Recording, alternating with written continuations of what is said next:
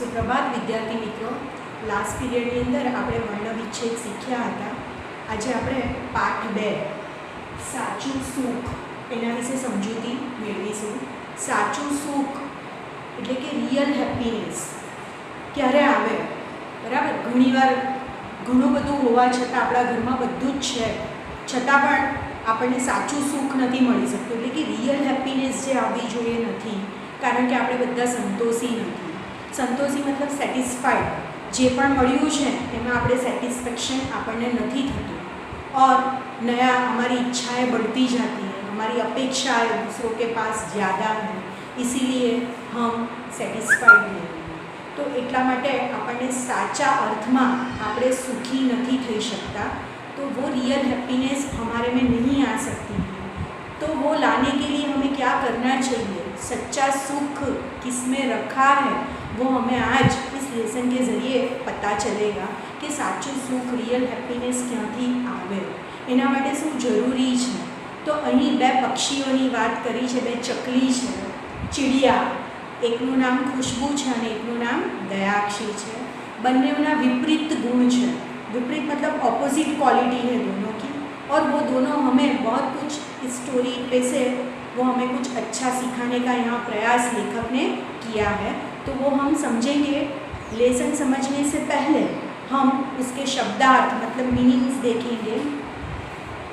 आफत, ट्रबल, मुसीबत.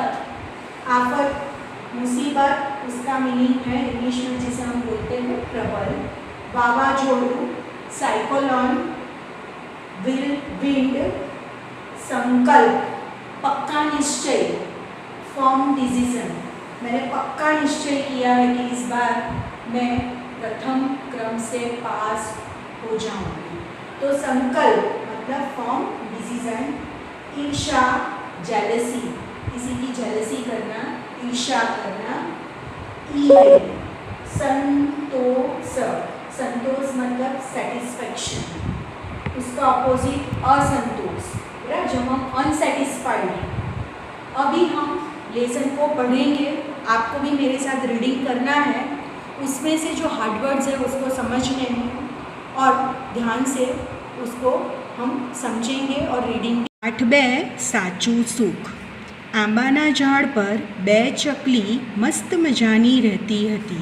આંબો मैंगो ट्री. એ ઝાડ પર दो चिड़िया मस्त मजे से रहती थी.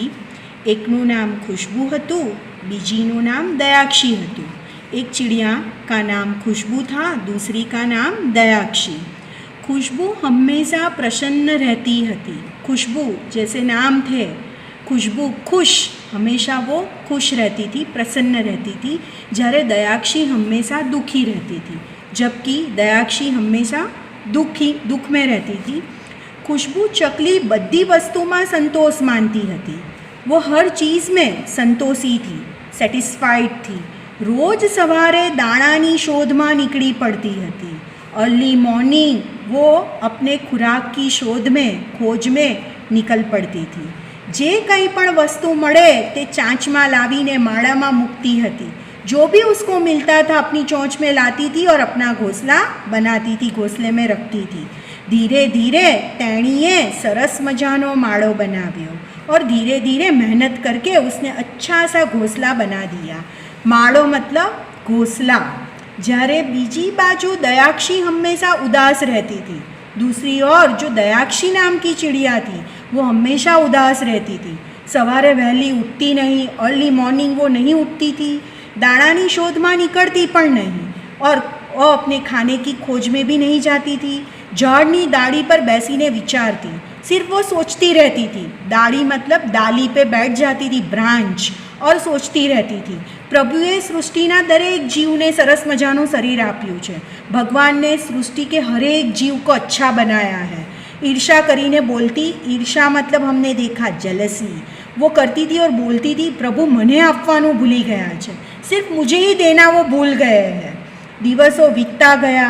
खुशबू चकली सवारे सूरजना किरणों आनंद माणती. वो जल्दी उठ जाती थी खुशबू, और सूरज की किरणों जैसे ही धरती पे आती थी उसकी मज़े लेती थी. आनंद माणવું मतलब मज़ा लेवी, मज़ा लेना.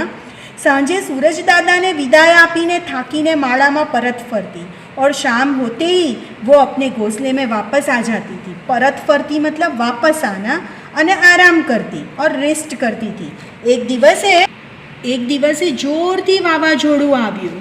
खुशबुए मेहनतथी माळो बनाव्यो हतो। तेनो माळो वावाझोडामां टकी रह्यो।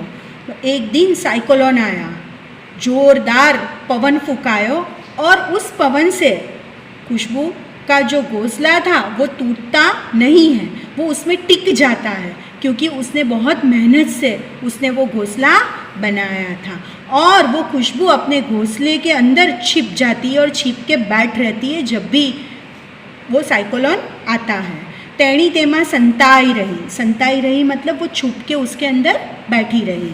दयाक्षीનું मन कोईपण काममां लागतुं नहीं। और दूसरी ओर देखें तो जो दयाक्षी जो दुखी रहती थी उसका मन कोई भी काम में नहीं लगता था। बीजाने जोईने सतत दुखी थया करती। उसका काम एक ही था, दूसरों को देखना और उससे जेलसी फील करना और दुखी रहना। माड़ो पण काचो पाको बनाव्यो था और काम में उसका ध्यान नहीं था, वो मेहनत नहीं करती थी, तो उसका घोंसला भी कच्चा पक्का बनाया था। वावाझोडामां माड़ो पण तूटीने उड़ी गयो और वही साइक्लोन के अंदर उसका घोंसला टूट के उड़ गया। तेणी घर वगरनी थई गई और अब भी वो दयाक्षी बिना अपने घर के बिना वो रोने लगी। सामे खुशबूनो माड़ो जोईने बूम पाड़वा लगी और रोके वो आवाज़ लगाने लगी खुशबू को। ची ची ची ऐसे करके वो आवाज़ देती है। सुखी खुशबू तू माड़ा में छे? वो पूछती है। सुखी खुशबू ऐसा नाम उसने उसका दिया है कि तू घोंसले के अंदर है। हाँ हाँ, पर आवा समय कौन आव्યું? ऐसे समय में कौन आया है? ऐसे करके वो खुशबू सोचने लगी। माड़ानी अंदर थी सुखी खुशबूए पूछ्યું, ची ची ची हूँ दुखी दयाक्षी। वो अपने आप को ही खुद को दुखी मानती है और वो बोलती है कि मैं दुखी दयाक्षी आई हूँ। आफत थी मरेली हारेली, मुसीबत से मैं हार गई हूँ। सुखी खुशबू तेणीने तेना माड़ामां लई आवी और खुशबू वो दयाक्षी को अपने घोंसले में अंदर लेके आती है। वावाझोडું शांत थता दुखी दयाक्षी फरियाद करवा लगी। जैसे ही साइक्लोन शांत हो गया, वो दयाक्षी जो दुखी थी वो अपनी फरियाद मतलब कंप्लेन करने लगी। जो ने भगवाने तने केटलो मजबूत माळो आप्यो छे, मने केटलो काचो आप्यो हतो, पवनना सुसवाटामां उड़ी गयो। वो खुद अपने आप को कोस रही है और बोल रही है, भगवान को कोस रही है कि भगवान ने तुझे अच्छा घोंसला दिया था पर मुझे कच्चा दिया था। तो जैसे ही पवन आया और मेरा घोंसला उड़ गया, टूट गया। खुशबू तेणीने समझावता बोली, जो बहन भगवान ने तने अने मने बधुं सरखुं आप्युं छे। वो उसको समझा रही है क्योंकि खुशबू बहुत समझदार है, बराबर। वो समझा रही है कि बहन भगवान ने सबको सब एक समान सबको दिया है, परंतु तू बीजा प्राणियों जोईने ईर्ष्या कर्या करे छे। तेरे में एक ही कमी है कि तू दूसरे प्राणियों को देख के सिर्फ जेलसी फील करती है, जरे हूँ भगवाने जे आप्युं छे एमां संतोष मानूँ छूँ, जबकि भगवान ने मुझे जो दिया है उसमें मैं सेटिस्फाइड रहती हूँ। तो यहाँ खुशबू और दयाक्षी की बात की गई है कि खुशबू हमेशा खुश इसलिए रहती है क्योंकि वो मेहनत करती है, मेहनत पे विश्वास करती है और भगवान ने उसको जो भी दिया है उसमें वो संतोषी है। जबकि दयाक्षी आलसी है, वो मेहनत नहीं करती है, दूसरों के बारे में सिर्फ सोचती रहती है और दुखी होती रहती है और वो उसको कोई भी चीज़ में वो सेटिस्फाइड नहीं है।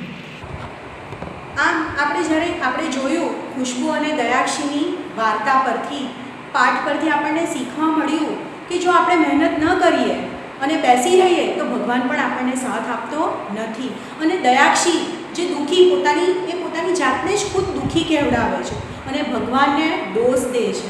તો આપણે કોઈ દિવસ પણ ભગવાનને દોષ ન કરવો જોઈએ, પણ આપણે પોતાનામાં વિશ્વાસ રાખવો જોઈએ। તો આપણે અહીં 2 પેજ પાઠની 2 પાનાની સમજૂતી મેળવી છે। આગળનો પાઠ જે બાકી છે તે આપણે બીજા પીરિયડની અંદર શીખીશું। તમારે ઘરે આ પાઠનું રીડિંગ કરવાનું છે અને અઘરા શબ્દોની સમજૂતી પણ મેળવવાની છે। આવજો વિદ્યાર્થી મિત્રો।